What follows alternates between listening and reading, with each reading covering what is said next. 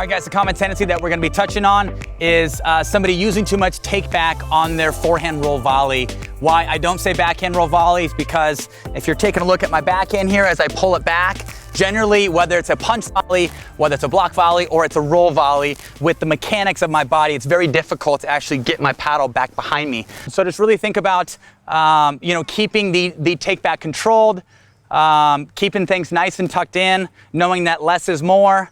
We'll get talking more in the drills portion about having a ball in your armpit and kind of keeping that ball in there. But I think about when to use more take back. I would say certain scenarios on when you want to use more take back.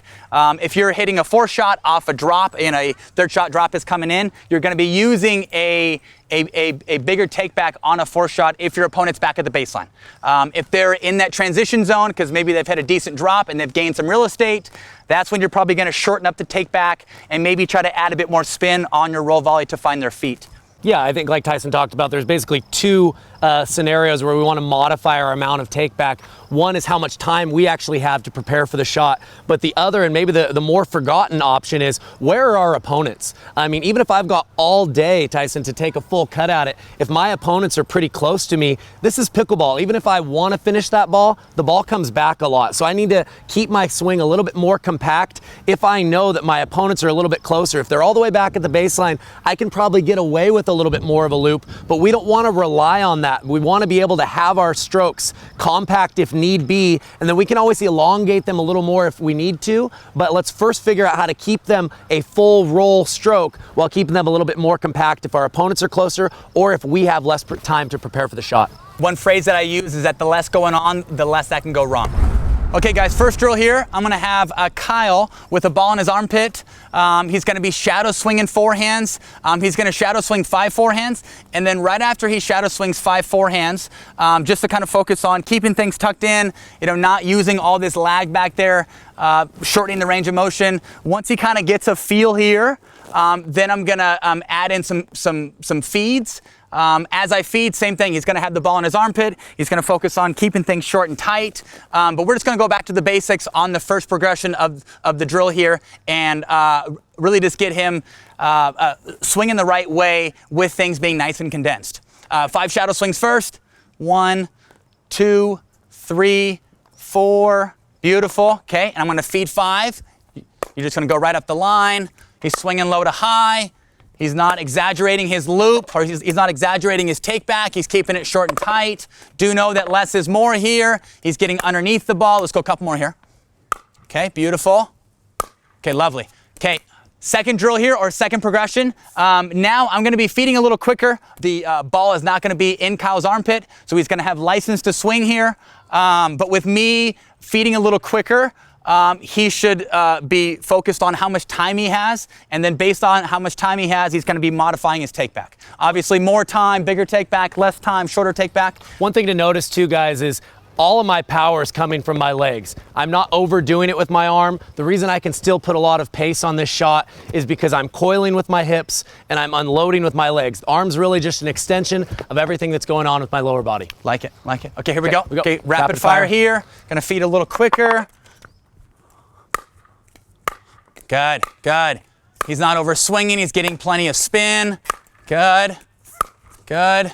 He's making contact in the same location of the paddle. He's finding that hitting zone, getting underneath it. Okay, and so this next forehand, go ahead and just slow it down a little bit, and then let's just talk about some of the technique within it. Okay, okay, ready here?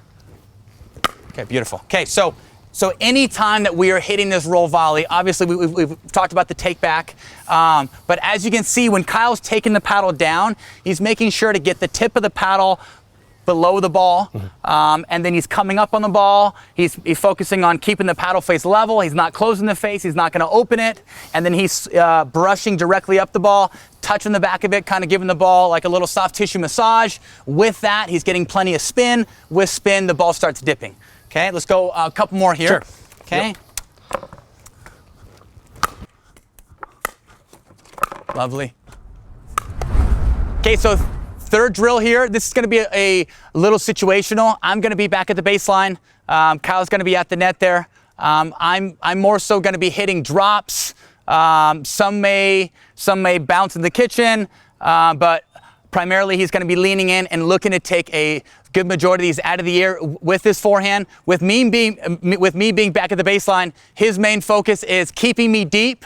With that, he's probably going to add some more take back, or maybe look to get a bit more on his forehand roll volley with some more take back. And then the second progression of that last drill would be, I'm going to be halfway in, and now he's got to modify his take back, probably add some more spin on the ball to really find my feet.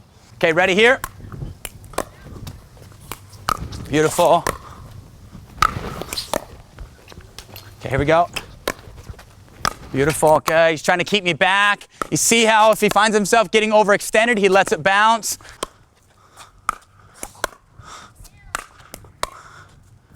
Beautiful. Kyle, at what point when a drop is coming and you're trying to look at ball trajectory, do you recognize that you probably have to take a step back, let the ball bounce, maybe create some more offense by giving up some court position, but with that, you're obviously letting the ball bounce a little higher? Is there like any specific time on, I guess, when you're looking to take a step back there? Yeah, I would say it's more about instinct. My first instinct is I'm looking to lean, right? We talked about that bend in the elbow. If I feel like I'm leaning, my arm is getting locked, I need to revert and realize I'm better off taking that step back, letting the ball bounce, and I still have more offensive weapons when I do that step back forth. Tyson may be able to get more real estate forward, but if I'm able to take a full cut at this, it's going to be challenging for him to neutralize on his next shot. So I always want to keep him back, but if I'm going to overlean, that's when the errors come. That's when there's not much on my ball. I'm better off reverting, taking that step back, and playing that modified ground stroke. Yeah, and I think too, recognize how much time you have up there. For sure. I think a lot of people tend to overcast or tend to kind of reach in that unnecessary lean zone, and more so try to take a roll volley when they're overextended, not recognizing how much time they have and how much time they have to really see it. And take a step back, buy themselves some time, and then look to take a speed up off the bounce. Yeah, I mean, this is coming off of a drop. Drops are slow. You do have time to adjust and to change your mind and to reassess based on where the ball is. Okay, let's go a couple more here. Good. Nice. He's pushing me back. Kyle, as far as paddle head speed, let's say on like a scale of 1 to 10, when I'm back here, what do you think your paddle head speed's at? You know, as far as speed, I would say maybe it's, it's going to depend on the ball height a little bit. But I would say the length of my swing is a full length. Right, I mean, I wouldn't think of it in terms of speed as much, because I'm a big believer in anytime you're playing with topspin, you need acceleration from here to here. The moment you decelerate, you lose all control. So I'm trying to trust my acceleration almost 100% wherever I'm at, but the length of my swing is more elongated, and I can exaggerate that follow through because I know even if Tyson gets it back, I've got a good amount of time to get back to ready position. As he comes more forward, I need to adjust that. I'm not decelerating, but I might accelerate from here to here and then come right back versus really making sure I finish over that left shoulder. Two main takeaways out of that is trust your paddle head speed with your roll volley. And then also two, when your opponent's back at the baseline and you're hitting that roll volley, don't be afraid to hit all three imaginary balls and really extend out and almost try to exaggerate that overall finish. So let's go same thing here. I'm gonna be halfway in. I guarantee his finish is gonna be a little shorter now. Okay, here we go. Same idea. His main zone here is really trying to find my red zone, trying to get me to have to make contact in that red zone and kind of lift up. Sorry. Go ahead. Go ahead. You ready? Here you go. Ball coming. There, good. Take a little step back. I like it. Good. Here you go. Ball coming. Now, Tyson, where am I finishing, would you say? I'm probably finishing close to in front of my head. So I would say as we're hitting a roll volley, when your opponent's back at the baseline, hit all three imaginary balls. Let's say that first ball is here, second ball is there, and then third ball is up by my left ear. When my opponent is, halfway in the kitchen, I would try to modify and maybe hit two balls, 1 and 2. Or if we're thinking about it in terms of the ball, let's say here's like 100% of the ball, right? Here's the whole ball. If my opponent's back at the baseline, I'm gonna hit half of the ball. I may even hit like 75% of the ball. When my opponent's in transition and they're in that halfway zone, I'm probably gonna hit the back 25%. So I'd say deep tissue massage with overall contact on the ball when your opponent's back at the baseline. Soft tissue massage with just kind of caressing the ball if your opponent's in that transition zone. Okay? For sure. Ready here, a couple more. He's just kind of giving it a little kiss. I would say here, he's probably more focused on spin than he is power. Yep. Yeah, It's more spin than important pace. for me to get it at Tyson's feet than to try to hit through him. Like it. Oh, sorry, good. Again. Good. Beautiful, good, I like it. Okay guys, drill recap here. We kind of went back to the basics with our first drill or with our first progression.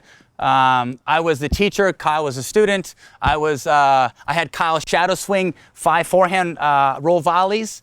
And then as he was shadow swinging, he had a ball in his armpit, so he was focused on keeping things nice and tucked in, not having all this lag back there. So I made him shadow swing 5 forehands, and then I fed him 5 forehands with a ball in his armpit. Second progression was Kyle did not have a ball in his armpit, so he was able to really open up his range of motion a little bit, but I was feeding a little quicker. With that, he obviously had less time, so he had to really focus on how much time he actually had. And then third progression was I was back at the baseline. Kyle was at the net. He was really trying to push me back. He was really opening up his range of motion with this take back. He was using lots of paddle head speed. He was getting lots of spin. And then second progression of that last drill was I was in the transition zone. This is probably a higher skilled shot. Kyle really had to feather like the back of the ball and almost kind of give it like a soft tissue massage. And more so we were showing you how to hit a roll volley when your opponent's back at the baseline, and then how to hit a roll volley in a modified manner when your opponent's in that transition zone. Yeah, I think the big takeaway, guys, is make sure to accelerate on every time we want to use topspin. We need to have that acceleration, but we can limit the amount of follow through as our opponents get a little bit closer when we have to get back to ready position.